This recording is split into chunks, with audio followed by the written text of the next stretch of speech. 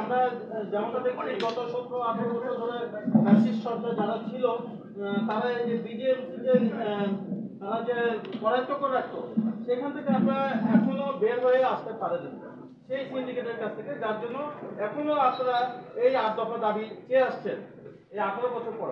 এই বিষয়ে আপনারা কি বলবেন যে শস্যের ভিতরে ভূত এখনো কেন আপনারা টানতে পারেন?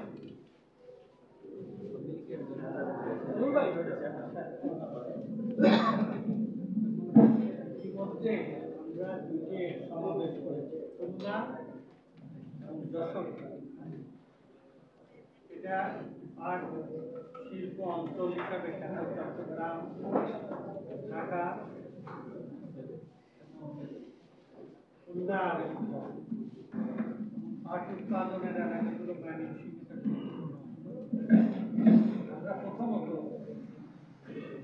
এই পাট শিল্পের এই শ্রমিক আন্দোলনটা শুধু গতানুগতিক শ্রমিক আন্দোলন হিসাবে বিবেচনা না করে বাংলাদেশের যে ঐতিহ্যের সাথে বাংলাদেশকে পৃথিবীতে ব্র্যান্ডিং করার সাথে এই সোনালী আগ্রহ, এটা একটা আমাদের জাতীয় জাগরণ এবং আমাদের সাংস্কৃতিক কর্মকাণ্ডের অংশ।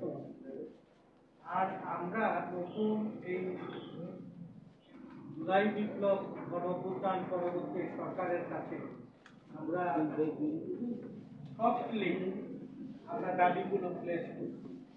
এই দাবিগুলো প্লেস করার সাথে আমরা রিমান্ড দেব, যেমন রিমান্ড করা যে আমরা এখানে ডিজিএমসি ভবনে যাওয়া, শিল্প অঞ্চলে যাওয়া, আট সমৃদ্ধ অঞ্চলে যাওয়া, রাজনৈতিক দলের সাথে সংযুক্ত হওয়া, অন্য শ্রমিক সংগঠনগুলোর সাথে একমত করা, এর মাধ্যমে আমরা আমাদের জায়গা থেকে সরকারের কাছে আমরা বক্তব্য, একটা দপ্তর আছে, মন্ত্রণালয় আছে, একটা উপদেষ্টা আছে, সর্বোপরি বাংলাদেশকে যদি আমরা অ্যাওয়ার্ড করতে পারি আপনাদের, সে কারণে আপনাদের দায়িত্ব।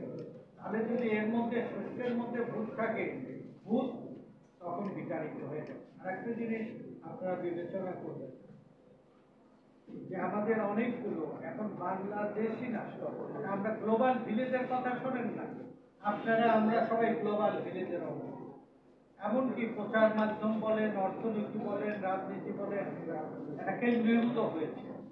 আমাদের বাংলাদেশে এই পাটের অধিকার, সোনালী আঁশের অধিকার আমরা থাকবো। কোন নেতৃত্ব ছেড়ে দিতে পারে, কিন্তু বাংলাদেশ থাকবে।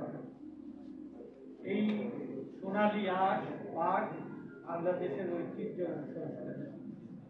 আমি সাইদাল নোমান এই নেতৃত্ব গ্রহণে একটা প্রথম প্রতিবাদ এবং সম্ভাবনা, একজন সম্ভাবনাময় বাংলাদেশের তরুণ শ্রমিক আন্দোলন এবং যথার্থভাবে আমাদের সংস্কৃতি, অর্থনীতি, রাজনীতির সাথে যে জড়িত রয়েছে সোনালী আঁশ, সেটাকে ব্র্যান্ডিং করার জন্য আমাদের এই শিল্পের ব্র্যান্ডিং, শ্রমিক আন্দোলন যে গড়ে উঠবে, জাতীয় পর্যায়ে পাট শিল্পের গুরুত্ব কদর মানুষের কাছে পৌঁছে যাবে, সাইদাল নোমানকে সম্পৃক্ত করা প্রথম আসবে। আমি আশা করব জাতীয়তাবাদী শ্রমিক দল বাংলাদেশের সবচেয়ে বড় সেই সংগঠনের আশীর্বাদ, দোয়া রয়েছে সাইদাল নোমানের সাথে।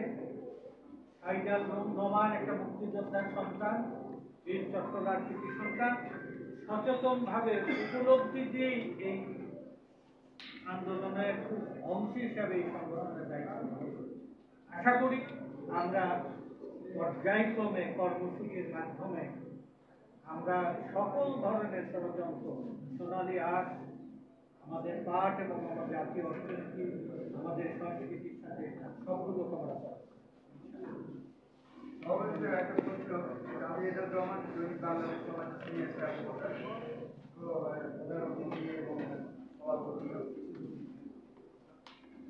আমাদের যে সমস্ত পাটকলগুলো বাংলাদেশে ছিল 77টা ছিল এবং আদমদীপ এবং খুলনা যত হাজার হাজার কোটি টাকা ওখান থেকে রাজস্ব আসে। তো সেখানে থেকে বর্তমান বিগত সরকারের আমলে যারা বিবিএম টিভি করে রাখছিল তাদের তাদের যে সংস্কার মাঠ মালিকদের পুনর্বাসন, শ্রমিকদের পুনর্বাসন, এখনো খুলনা বৃহত্তর খুলনা মহানগরে এখনো যে সমস্ত কারখানাগুলো ছিল তাদের শ্রমিকরা এখনো কষ্টে আছে। তাদের আপনারা কি এখন গতানুগতিক রাজনীতিতে সেই এগিয়ে যাবেন নাকি প্রগতিশীল রাজনীতিতে এরকম বিগত সরকার এখন প্রতিশ্রুতি হাজার হাজার দিয়ে দেয় ক্ষমতায় যাওয়ার পরে সেই সমস্ত শ্রমিকদের পাট শ্রমিকদের কৃষকদের ভাগ্য কিন্তু পরিবর্তন হয় না, সেই বিষয়ে কিছু বলবেন?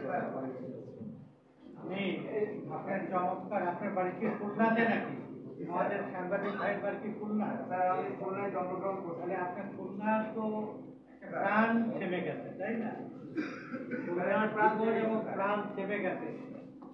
আপনার পাটকলের যে মানে বাঁশি ঘন্টা ধ্বনি, সেটা খুলনার মানুষের ঘুম ভাঙাতো এবং বাচ্চাদেরকে তারা কাজে অনুপ্রেরণা।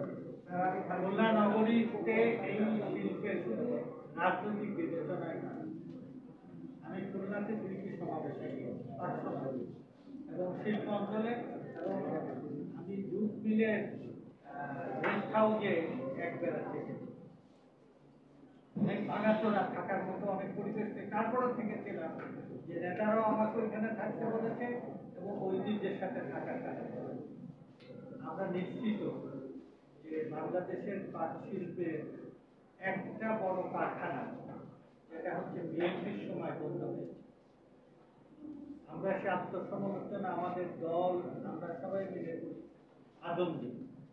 আজমজি বিএনপি বন্ধ করতে বাধ্য হওয়ার সাথে ওখানে একটা আঞ্চলিক শিল্প অঞ্চল গড়েছেন, যেখানে এই বন্ধ কলকারখানা ঠিক বিকল্প বেশি ব্যবস্থা করা যায়। এরপরেও আমরা এইটুকু বলি যে সাম্রাজ্যবাদ অথবা আন্তর্জাতিক যে চক্র, আমি ছোট্ট একটা উদাহরণ দেব। আপনি আন্তর্জাতিক সমস্ত সংস্থায় আপনি একটু ভালো করে অনুসন্ধান করে খুঁজবেন, IMF বলেন, বিশ্ব ব্যাংক বলেন, জাইকা বলেন, ইন্টারন্যাশনাল মনিটারি ফান্ড বলেন, প্রত্যেকটা উপদেষ্টা এবং পরামর্শ হচ্ছে বাইরের প্রতিবেশী দেশে। তারা এই সংস্থার মাধ্যমে সরকারকে বিভিন্নভাবে তারা শর্ত চাপিয়ে দেওয়ার চেষ্টা করে। আমাদের বাংলাদেশের পাট শিল্প কলকারখানা বন্ধ হওয়ার সাথে যদি ইন্ডিয়াতেও বন্ধ হতো তাহলে বলতাম আমরা এটার একটা ইফেক্ট, একটা লজিক্যাল ইফেক্ট, সেখানে গড়ে উঠবে আর এখানে বন্ধ হবে, এটা তো মানা যাবে। আর আমাদের বাংলাদেশে প্রাণ বাঁচানোর জন্য, পরিবেশ বাঁচানোর জন্য, মানুষ বাঁচানোর জন্য কর্মসংস্থানের ব্যবস্থা করতেই হবে। যদি শুধু বাণিজ্যের কারণে না, রাষ্ট্রের দায়িত্ব, সরকারের দায়িত্ব, আমাদের প্রায় 3.5 কোটি মানুষের কর্মসংস্থান। আমি ধন্যবাদ জানাই আপনাদের বক্তব্যের সাথে রিলেট করে বিএনপির ভারপ্রাপ্ত ঘোষণা দিয়েছেন, যদি বিএনপি সরকার গঠন করতে পারে, সুশাসন নিশ্চিত করবে এবং প্রথম 3 মাসে 1,20,00,000 মানুষের কর্মসংস্থান। ভীষণারী যুগান্তকারী ঘোষণা, প্রাণ এবং তারুণ্য জেগে উঠে। আমরা প্রতিটা বন্ধ মিল কলকারখানা আমাদের হবে। এবং আপনাকে একটু যদি আমি বলি, আপনি দেখতে পাবেন ভারপ্রাপ্ত চেয়ারম্যানের 180 দিনের যে পরিকল্পনা কর্মসূচি, যদি নির্বাচিত ক্ষমতায় যেতে পারে সেখানে এই বন্ধ পাট কল এবং সকল বন্ধ মিলগুলোকে, শুধু পাট নয় অন্যান্য মিলগুলোকে কিভাবে এগুলোকে আবার পুনরায় চালু করা যায় সেটার একটা প্রতিশ্রুতি এই 180 দিনের পরিকল্পনার মাধ্যমে সন্নিবেশিত করেছে। আমার ছোট্ট একটা প্রশ্ন আছে, সেটা হলো পলিথিন ব্যাগ যেভাবে মানে দূষণ করতেছে, এই বিষয়টা পাটের ব্যাগের উপরে কি ধরনের চাপ দিলে পারে মঙ্গল হয়, এই কাজটা যদি একটু বলতেন। আর পাশাপাশি সরকারের সময় পলিথিন নিষিদ্ধ করেছিল, আপনারা জানেন। জি, ঢাকা থেকে 2 স্টক বেবি ট্যাক্সি নিষিদ্ধ করেছিল, প্রাণ এবং পরিবেশ বাঁচানোর জন্য আমাদের এখন গলার টাকা হয়ে গেছে। ঢাকা নগরের যে জলবদ্ধতা এবং মফস্বল শহরের যে আমাদের জমির উর্বরা শক্তি হ্রাস পাওয়ার অন্যতম প্রধান আজকে শত্রু হিসেবে দেখা যায়। আমাদের দেশের প্রাণ বাঁচানোর জন্য, পরিবেশ বাঁচানোর জন্য আমাদের পাটকে আনতেই হবে। আর আমরা যেটা বলবো যে প্রতিটা মিল, কল, কারখানা, শিল্প প্রতিষ্ঠান যেখানে আমরা আছি, আমাদের নাগরিক হিসাবে দায়িত্ব পালনেরও তাগিদ আছে। আমরা শ্রমিকেরা বেসরকারি একটা ব্যবসা যদি তারা টিকে থাকতে পারে, শ্রমিকদেরকেও সেই প্রতিযোগিতায় টিকে থাকতে। আমরা আমাদের সেই প্রস্তুতি নিচ্ছি। আপনারা একটু ভরসা রাখেন। বাংলাদেশে যে নির্বাচিত সরকার আসার কাজে আমরা যেভাবে আপনাদের কাছে আবেদন করছি, আমরা সম্মিলিতভাবে বাংলাদেশকে একটা উপযোগী দেশে পরিণত ইনশাআল্লাহ। ধন্যবাদ। থ্যাংক ইউ ভাই, আপনার কাছে আসার জন্য। ধন্যবাদ প্রিয় ভাইরা। আমরা এই সাথে আমাদের উত্তরও পেলাম। আপনাদের সকলকে ধন্যবাদ।